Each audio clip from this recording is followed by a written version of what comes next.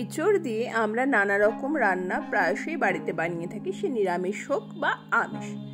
আজকে নতুন একটি রেসিপি আপনাদের সাথে শেয়ার করব। আজকে বানাবো এঁচড়ের পোলাও, যা খেতে এত সুস্বাদু হয় আপনারা না বানিয়ে খেলে বুঝতেই পারবেন না। রিঙ্কুর পাকশালাতে আপনাদের জানাই স্বাগত। আমার আজকে এই এঁচড় পোলাও বানানোর জন্য কি কি উপকরণ প্রয়োজন আর কিভাবে বানালাম, চলুন তাহলে আপনাদের সঙ্গে শেয়ার করে নেওয়া যাক। দিয়ে পোলাও বানিয়ে নেওয়ার জন্য এখানে আমি 1 কাপ বাসমতি চাল নিয়ে নিয়েছি, যেটা পরিমাণে 250 গ্রাম। ভালো করে চালটাকে কচলে বার 3-4 ধুয়ে নিই। 3-4 বার খুব ভালো করে জল বদলে বদলে ধুয়ে নিয়েছি। এখন আমরা এটাকে জল দিয়ে মিনিট 20-25 জন্য ভিজিয়ে রেখে দেব। এখানে এঁচড় নিয়ে নিয়েছি 300 গ্রাম পরিমাণে। এঁচড়ের বাইরের শক্ত খোলাটাকে কেটে বাদ দিয়ে দিয়েছি, সামনে অংশটা বাদ দিয়ে একটু বড় বড় করে কেটেছি। আপনারা চাইলে আর একটু বড় বা ছোট কাটতে পারেন, তবে একটু বড় বড় কাটলে বেশি ভালো লাগবে। এটা খুব ভালো করে ধুয়ে নিয়েছি। এঁচড়টাকে না ভেজে সবার প্রথমে গরম জলে মিনিট 2-3 বয়েল করে নেব। এঁচড়টা বয়েল করে নেওয়ার জন্য গ্যাসে একটা কড়াই বসিয়ে জল দিয়ে দিয়েছি। জল গরম হয়ে গেছে, এখন আমরা এঁচড়টা এর মধ্যে দিয়ে দেব। এঁচড়টাকে বয়েল করে নেওয়া হয়ে গেছে। এঁচড়টা যদি বয়েল করা হয়, এঁচড়ের মধ্যে কষ্ট থাকে, সেই কষ্টটা বেরিয়ে যাবে।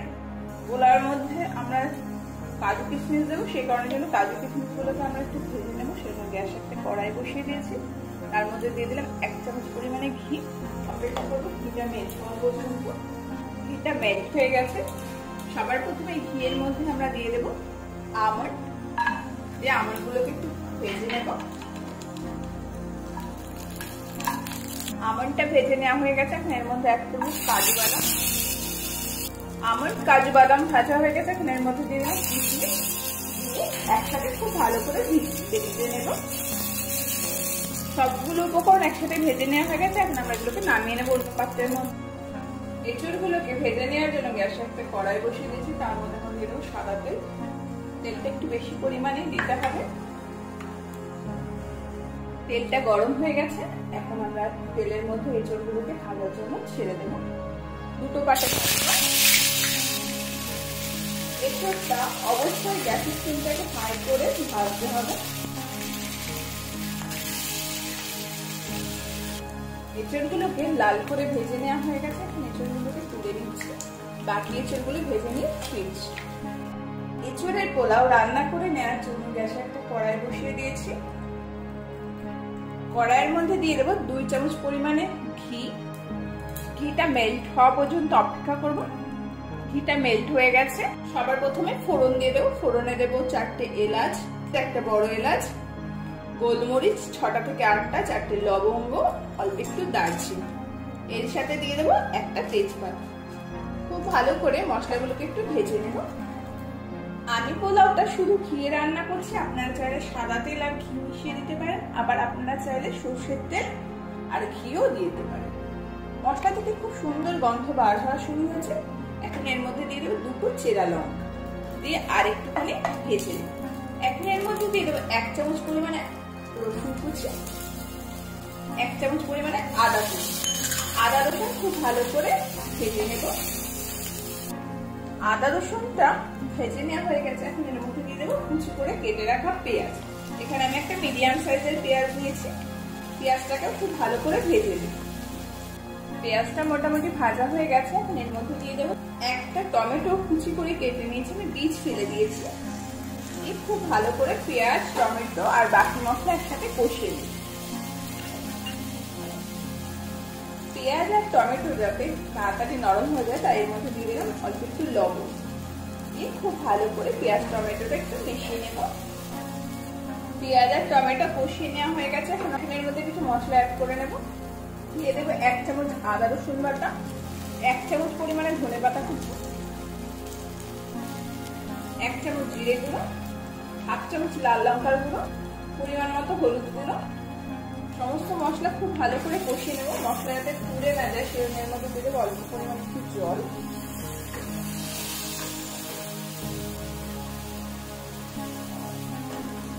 মশলা থেকে তেল ছাড়তে শুরু করেছে। এখন এর মধ্যে দিয়ে দেবো ভেজে রাখবো এঁচড়গুলো। এই মশলার সাথে খুব ভালো করে এঁচড়গুলোকে আমরা কষিয়ে নেব। এর মধ্যে দিয়ে দিলাম পরিমাণ মতো লবণ, দিয়ে এঁচোড় আর মশলা খুব ভালো করে কষিয়ে নেব। লবণটা দিয়ে এঁচোড়টার সাথে খুব ভালো করে মিশিয়ে নিয়েছি। গ্যাসের ফ্লেমটাকে লো টু মিডিয়ামে রেখে ঢাকনা বন্ধ করে মিনিট 2 হতে দেব, যাতে করে মশলাটা এঁচোড়ের সাথে খুব ভালো করে মিশে যায়। মিনিট 2 বাদে ফিরে এলাম, ঢাকনাটা খুলে নেব। মশলার সাথে এঁচোড়টাকে আরো একবার ভালো করে মিশিয়ে নেব। এঁচোড়ের মধ্যে এখন দিয়ে দেব জল ঝরিয়ে রাখা চালগুলো। চালগুলো অবশ্যই মিনিট 20-25 ভিজিয়ে রাখবেন। মশলা, এঁচোড় আর চাল খুব ভালো করে আমরা একটু কষিয়ে নেব। খুব ভালো করে সমস্ত উপকরণ কষিয়ে নেওয়া হয়ে গেছে। এখন এর মধ্যে দিয়ে দেবো চালটা আমরা যেই কাপে মেপে 1 কাপ নিয়েছিলাম, সেই কাপের সমান 2 কাপ গরম জল এর মধ্যে আমরা দিয়ে দেব। সমস্ত উপকরণ খুব ভালো করে মিশিয়ে নেব। গ্যাসের স্টিমটাকে ফুল করে অপেক্ষা করব ফুটে ওঠা পর্যন্ত। এখন ঢাকনা বন্ধ করে গ্যাসের স্টিমটাকে লো টু মিডিয়ামে রেখে মিনিট 5 হতে দেব। মিনিট 5 বাদে ফিরে এলাম, ঢাকনাটা খুলে নেব।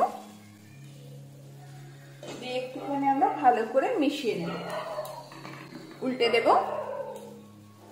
আমাদের চালটা এখনো সেদ্ধ হয়নি, আর একটু সেদ্ধ হবে। আর এর ভেতরে যথেষ্ট পরিমাণে গ্রেভিও রয়েছে।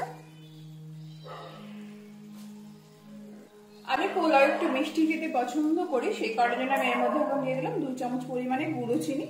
গুঁড়ো চিনি অবশ্যই ব্যবহার করবেন। গুঁড়ো চিনি ব্যবহার করলে পরে খুব তাড়াতাড়ি মিশে যাবে। আর যদি কেউ মিষ্টি পোলাও না খেতে চান, সেক্ষেত্রে চিনিটাকে স্কিপও করতে পারেন। এরই সাথে এখন এর মধ্যে দিয়ে দেবো ভেজে নেওয়া কাজু কিশমিশ আর আমন্ড, দিয়ে একটু মিশিয়ে নেব। ভীষণ আলতো হাতে নাড়তে হবে, যাতে করে চালগুলো না ভেঙে যায়। মিশিয়ে নেওয়া হয়ে গেছে। আর ওপর থেকে অল্প পরিমাণে ধনেপাতা কুচি দিয়ে দেব। ধনেপাতার সাথে আপনারা চাইলে পুদিনা পাতাও দিতে পারেন। আবারও ঢাকনা বন্ধ করে গ্যাসের স্টিমটাকে একেবারে লো করে দিয়ে মিনিট 10 এইভাবেই হতে দেব। আর আমরা কোনো নাড়াচাড়া করব না। মিনিট 10 বাদে ফিরে এলাম। এখন গ্যাসটাকে বন্ধ করে দেব, দিয়ে আরো মিনিট 5 স্ট্যান্ডিং টাইমে এইভাবেই রেখে দেব। তারপর গরম গরম সার্ভ করব। মিনিট 5 বাদে ফিরে এলাম, ঢাকনাটা খুলে দিলাম। চালটা পুরো ঝরঝরে হয়ে গেছে। সার্ভিং প্লেট নিয়ে নিয়েছি। এখন এঁচোড়ের পোলাওটাকে সার্ভ করে নেব। ভীষণ ঝরঝরে হয়েছে। এইভাবে যদি রান্না করা হয়, চাল আর জলের পরিমাপটা রান্না করার সময় অবশ্যই খেয়াল রেখে করতে হবে। এইভাবেই তৈরি হয়ে গেল এঁচোড় পোলাও। আমার আজকের এই রেসিপিটি যদি আপনাদের ভালো লেগে থাকে, অবশ্যই কমেন্ট করে জানাবেন। আরো নতুন নতুন রেসিপি পেতে আমার চ্যানেলটিকে সাবস্ক্রাইব করে আমার পাশে থাকবেন। সম্পূর্ণ ভিডিওটি দেখার জন্য আপনাদের সকলকে জানাই অনেক অনেক ধন্যবাদ।